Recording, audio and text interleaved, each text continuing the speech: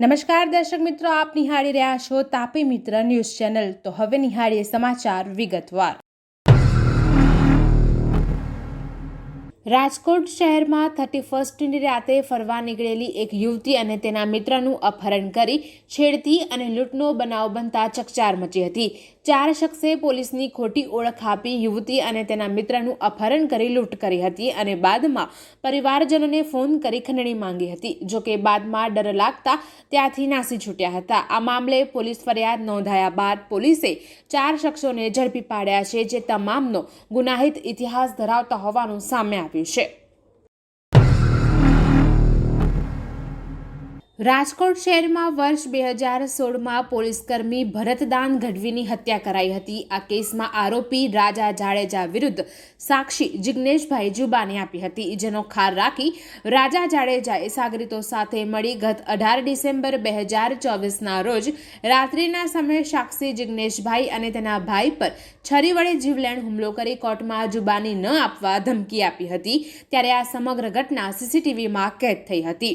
જો કે આ મામલે ભક્તિનગર પોલીસે રાજા જાડેજા, ચિરાગ બકાલી, ચંદ્રેશ ઉર્ફે ચાંદો ગોહિલ, મિલન બાવાજી, દિનેશ કાંચા, પિયુષ સોલંકી, મનિયો મિસ્ત્રી, છોટુ અને એક અજાણ્યા શખ્સ સામે હત્યાના પ્રયાસ સહિતની કલમ હેઠળ ગુનો નોંધી વધુ તપાસ હાથ ધરી હતી અને નાસ્તા ફરતા આરોપી રાજપાલસિંહ ઉર્ફે રાજા જાડેજા અને પિયુષ સોલંકીને રિમાન્ડ પર મેળવી ઘટના સ્થળ પર લઈ જઈ રિકન્સ્ટ્રક્શન કરવામાં આવ્યું હતું।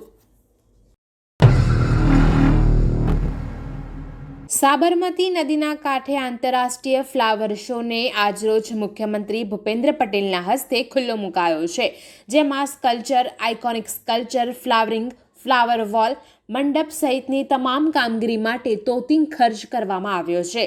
500થી વધુ પ્રજાતિના 7 લાખ કરતાં પણ વધુ છોડ અને રોપા આકર્ષણનું કેન્દ્ર બનશે। દેશી, વિદેશી, સિઝનલ અને બારમાસી રંગબેરંગી ફૂલો લાખો લોકોને આકર્ષશે। ફૂડ સ્ટોલ, ફ્લાવર સ્ટોલ અને અન્ય સ્ટોલની હરાજી થકી 2 કરોડની આવક થશે।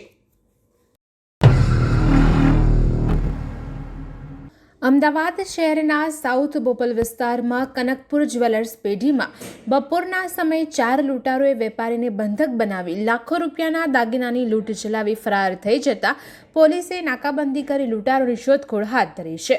આરોપીઓએ કુલ 50 લાખની લૂંટ કરી હતી, જેમાં 1.2 કિલો સોનું અને 3-4 કિલો ચાંદીનો સમાવેશ થાય છે।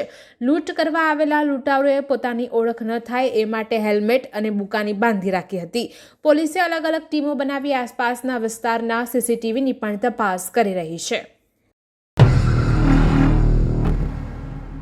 આણંદના મોગરી ગામે એકલા રહેતા 70 વર્ષીય વૃદ્ધાના ઘરમાં ઘૂસીને વૃદ્ધાના ભત્રીજા અને તેના મિત્રે દુષ્કર્મ આચરી દોરી જેવી વસ્તુથી વૃદ્ધાનું ગળું દબાવીને હત્યા કરી છે।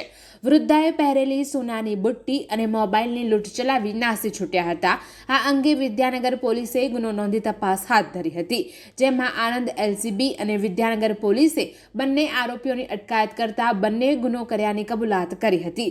પોલીસે લૂંટ કરેલો મોબાઈલ જપ્ત કરી કાયદેસરની કાર્યવાહી હાથ ધરી છે।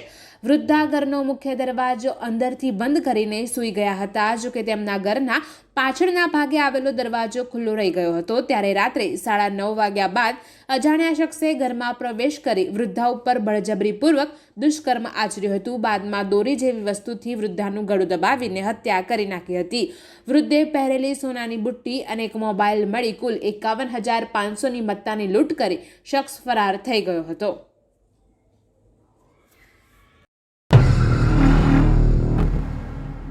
આરએસએસના વડા મોહન ભાગવત છેલ્લા 2 દિવસથી દક્ષિણ ગુજરાતની મુલાકાતે આવ્યા છે। વલસાડના શ્રીમદ રાજચંદ્ર મિશન સંસ્થાના વાર્ષિક ઉત્સવમાં ઉપસ્થિત રહ્યા બાદ બરુમાળ ખાતે સંસ્થાની મુલાકાત લીધી હતી। ત્યારબાદ ગત મોડી રાત્રે નવસારી શહેરમાં દક્ષિણ ગુજરાતના સંઘના કાર્યકર્તાઓ સાથે મુલાકાત કરી હતી। શહેરના વિરાંજલી માર્ગ પર આવેલ વિશ્વ બંગલોઝ ખાતે કાર્યકર્તાઓ સાથે મુલાકાત કરી હતી। દક્ષિણ ગુજરાતના સંઘના કાર્યકર્તાઓ સાથે મુલાકાતની સાથે બંધ બારણે વિચાર વિમર્શ કર્યા હતા। સંઘના કાર્યકર્તાઓ સાથે શાખામાં હાજરી આપી રાત્રે જ સુરત રવાના થયા હતા। નવસારીમાં તેઓ આવવાના હોવાથી ચુસ્ત પોલીસ બંદોબસ્ત ગોઠવવામાં આવ્યો હતો।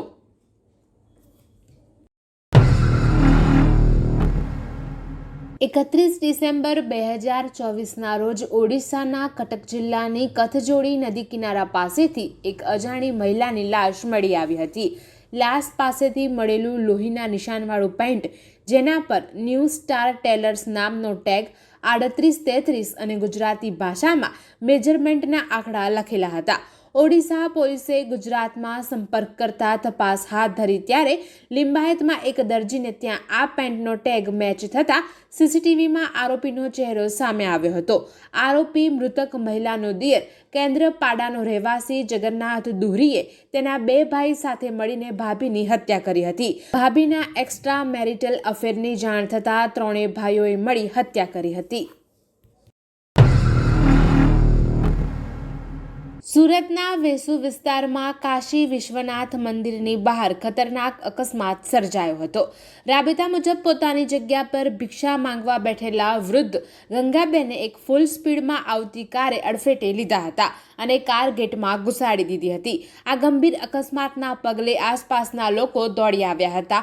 જોકે તે પહેલા જ કાર ચાલક અને કારમાં સવાર 2 જેટલા યુવાનો કાર મૂકીને ભાગી ગયા હતા. આ અકસ્માતમાં ગંગાબેન ગંભીર રીતે ઈજાગ્રસ્ત થયા હોવા છતાં પણ કાર ચાલકોએ માનવતા ન દાખવીને ફરાર થઈ ગયા હતા. અકસ્માતને પગલે દોડી આવેલા લોકો દ્વારા ગંગાબેનને તાત્કાલિક સારવાર અર્થે સિવિલ હોસ્પિટલ ખસેડાયા હતા.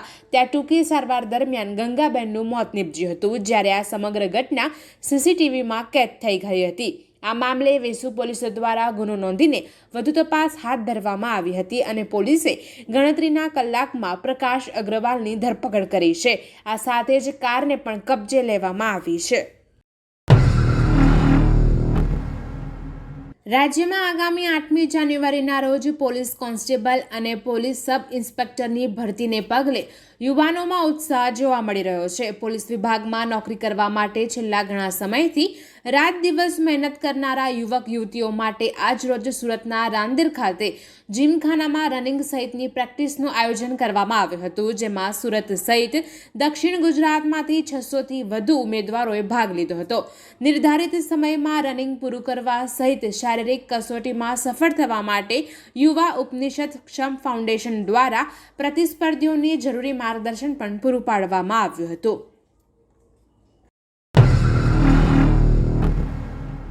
સુરતના નવાગામ ડિંડોલી ખાતે આવેલા પ્રિયંકા ટાઉનશીપમાં રહેતો અને ધોરણ 9માં અભ્યાસ કરતો 17 વર્ષીય પ્રણવ પોતાના પિતાના ઉછીના આપેલા 1000 રૂપિયા લેવા માટે ઘોડિયાવાસમાં દાણા ચણાની દુકાન ચલાવતા શખ્સ પાસે ગયો હતો, જ્યાં તેને ₹1000ની માંગ લારીવાળા પાસે કરી હતી. દરમિયાન લારીવાળા પાસે 20 વર્ષીય ગણેશ સૂર્યવંશીની પૈસા બાબતે રકઝક ચાલી રહી હતી. તે દરમિયાન 17 વર્ષીય પ્રણવે વચ્ચે પડી ગણેશ સૂર્યવંશી સાથે બોલાચાલી કરી તેને 2 થપ્પડ મારી દીધા હતા. આ ઘટના બાદ ગણેશ સૂર્યવંશી ત્યાંથી નાસી ગયો હતો. જોકે થોડા સમય બાદ ગણેશ સૂર્યવંશી ચપ્પુ લઈને ફરી લારી પર પહોંચ્યો હતો અને આ ચપ્પુ વડે પ્રણવ ઉપર ઉપરા છાપરી હુમલો કર્યો હતો. આ હુમલામાં પ્રણવને છાતી અને પેટના ભાગે ગંભીર ઈજાઓ પહોંચતા તે જમીન પર ઢળી પડ્યો હતો. ઘટનાની જાણ થતાં પરિવારના સભ્યો પ્રણવને હોસ્પિટલ લઈ ગયા હતા, જ્યાં ફરજ પરના તબીબો દ્વારા તેને મૃત જાહેર કરવામાં આવ્યો હતો.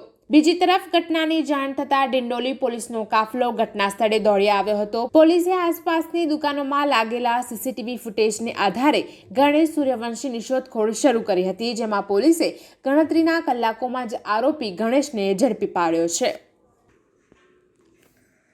દર્શક મિત્રો, આ હતા અત્યાર સુધીના સમાચાર. આવા જ મહત્વના સમાચાર નિહાળવા જોતા રહો તાપી મિત્ર ન્યૂઝ ચેનલ અને હા, સબસ્ક્રાઇબ કરવાનું ભૂલશો નહીં.